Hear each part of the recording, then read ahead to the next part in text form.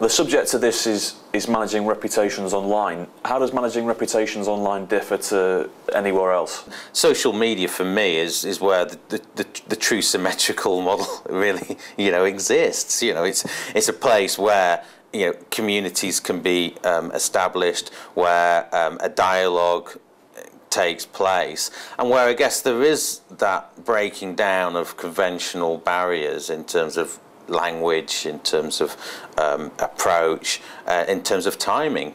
Timing is essentially when somebody puts something onto Facebook, it's there, it's live, it's there for people to react to.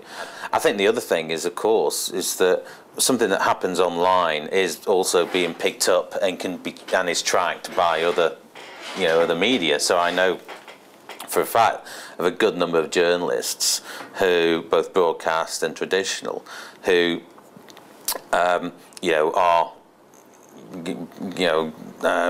blogs occurring all over the place from rich sources, shall we say. There's an issue of just being aware of what's being said about your business out there, and to understand that, and to know where that could lead to. In terms of escalation and widening that out to other media. We've probably not been as engaged in looking at the potential of social media as we have with other, the internet and other conventional media. And I think, it's something which I'm keen for us to look at this year, definitely. What's the reason for that reluctance? Is it down to a perceived lack of control? It might be because social media falls between a couple of stools, really. If I was to look at it in terms of our own organisation, I'm head director of corporate affairs, but we obviously have a marketing department as well, which we work very closely with.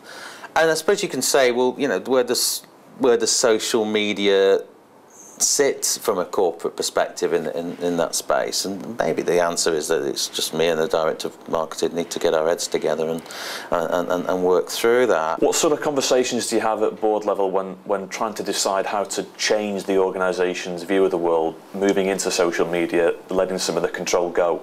There's some things which, whether you want to get involved or not, but by the very nature that you produce something, you manufacture something, means that can be taken out of your hands anyway. And in our case, it's well noted that we are recognised for our ethical policies in the bank and the insurance, and actually in the wider group as well.